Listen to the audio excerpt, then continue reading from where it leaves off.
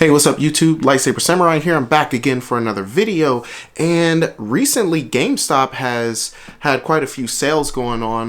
The biggest one is the 4 for $40, which is basically any game under $20. As long as you grab 4 of them, you can get all 4 of your games for $40, which however you want to slice it.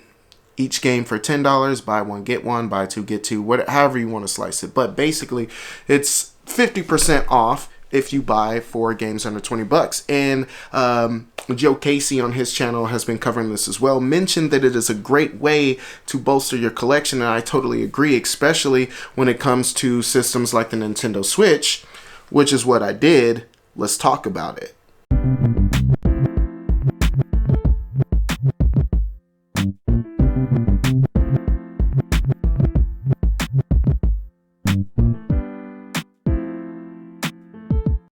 Okay, so real quick, I wanted to talk about 4 games that I picked up on the 4 for $40 at GameStop. I got all of them for the Nintendo Switch because my Switch collection is very small, and so I'm wanting to build that up a little bit, try to get more into the Switch this year. And so the first game I picked up, normally $18.99, is Just Die Already by Curve. This is a game very similar to Goat Simulator. You play as one of 4 elderly people who gets tired of sitting in a resting home, and instead of wanting to die peacefully in a old folks home, they want to go out in a blaze of glory. So you hit the town as one of these 4 people and cause all this mayhem and destruction and die in all of these crazy ways. From what I understand, essentially, I played it a little bit. It looks like they give you these challenges and you go complete these objectives or die in these specific ways. That grants you other bonuses like different weapons to use in the future and things like that. Like Goat Simulator also, though, the controls and everything seem there's a large amount of jank. It seemed like it was kind of done on purpose, like that's part of the joke or part of the humor that they were going for, but it kind of makes for shoddy gameplay, even if it's just like targeting a group of enemies, meleeing somebody with a sword or shooting someone. Like, I find that even when I'm right up on the person, I'll often miss. It seems fun in a sense with all the crazy zaniness that you can do. The hyper violence, you know, is funny if you're into that sort of thing. And there's nothing wrong with it. But, you know, humor and comedy are subjective. So this is going to be a game you either love or hate for that. Anyway, it's a game that I did not have and a mature title for a Nintendo system. So I decided to go ahead and give it a whirl. For $10, I'm not mad at it at all. Going on to an interesting fighting game now, we've got Overdrive II. This is the Super Mech League, and this is the Ultron edition. So this has got a lot of bonus content, like Ultraman from Japan and some of his comrades have entered the fray. It's basically like a Godzilla or a War of the Monsters type of game where you just pick these giant robots and battle it out in these cityscapes, things like that. Again, it has a story mode to it where you can get sponsors, and the sponsors will grant you money to buy different upgrades and weapons and moves and things like that. And you get that sponsorship money by, they might require you to fill a certain condition during each of the battles or whatever the case, like throw an enemy however many times or whatever the case. Graphics wise, it looks pretty good, and I like Ultraman. I remember him from Japan when I remember him when I was a kid. And so it was nice to see him in the game. Again, this is a game that I don't see very much, and since it was like a special edition of a game that I don't see very much, I wanted to go ahead and pick it up. Okay, penultimate game on the 4 for $4 was No More Heroes 3, and I had to pick this up because I've pretty much got all of the other No More Heroes games from the Wii and then the PS3. In this, you play as Travis Touchdown again. You return to Santa Destroy, and he gets back into the fray. Going down the list, assassinating all of these aliens which actually invade the Earth, and you take on basically the 9 alien overlords, and those are kind of your targets for the game. The gameplay is pretty similar to the older games, especially from the moment-to-moment combat. Basically, you'll bust out a ton of combos until you stun an enemy, and then you'll get a prompt to pull off a stylish super move.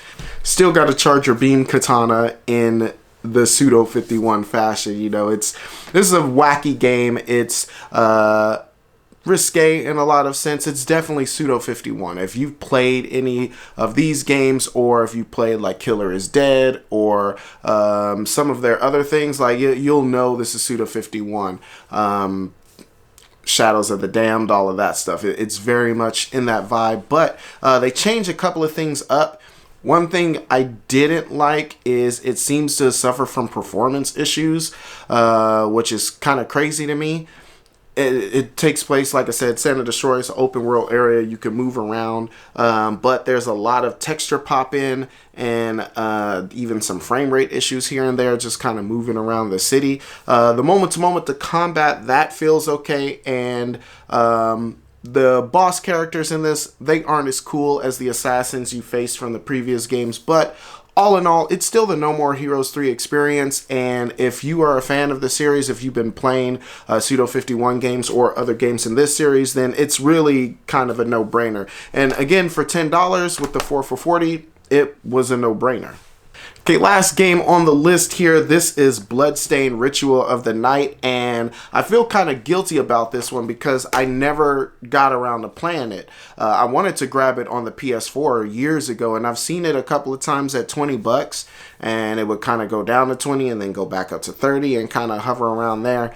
And every time I wanted to catch it at 20, I would not have enough money, or I would see something that I wanted way more, things like that. And so I just never got around to playing it.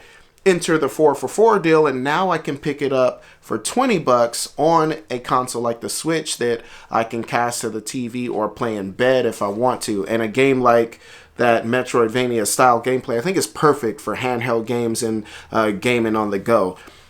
In this, it's very similar to what we saw in the Castlevania games. You play, I can't remember the character's name, I haven't played it yet, but basically what happens, a castle spawns out of the middle of, you know, out of nowhere, and it's filled with a bunch of monsters and demons, and it's up to her to go in and eradicate them all.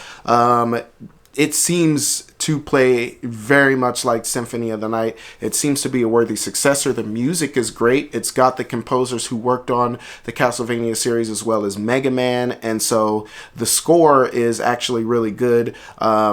Graphics in this, again, a few performance issues on this version. After looking it up, the Switch version has performance issues, which is crazy to me. Again, like, this didn't seem to be a very intense game as far as like graphics and things like that. Graphics are beautiful, got a great 2D style to it, but again, I don't see, like, it's not like trying to run Skyrim on the Switch, for instance. But like I said, there were some performance issues.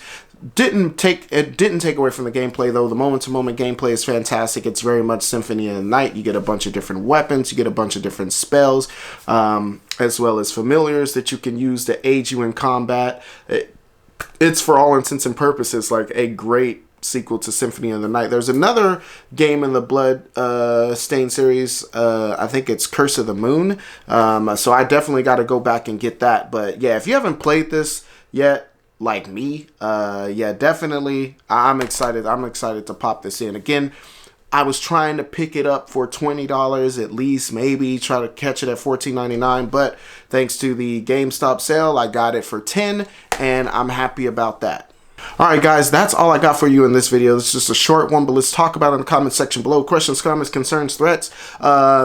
What have you been getting from the GameStop sale? Again, I'm going to try to go back this weekend before the sale ends and grab some more Switch games. I think this is an excellent way to grab a bunch of games at once. You'll notice, though, that unfortunately there's not that many first-party titles that can be had, and that's kind of what I was saying. Like, first-party titles definitely hold their value, and it's like games like Mario Kart and Mario Odyssey and Smash Brothers. Like, why is Smash Brothers still $60 all this time later?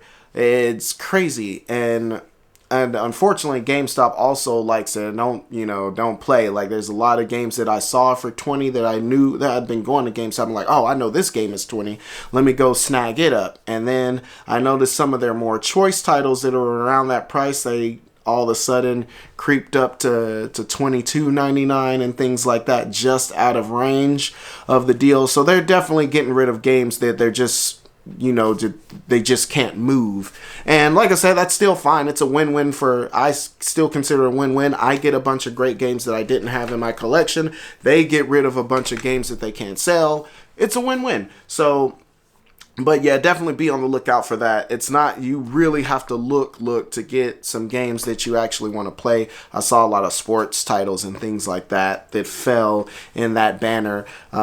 So yeah, just be on the lookout for that. But I also got 4 PlayStation 4 games that I added to my collection, and I'm really excited about those. We'll talk about that in the next video. But if you like this content, go ahead, hit that like button, subscribe if you haven't done so already. You'll be glad you did. I do believe that's all I got for you. Lightsaber Samurai out.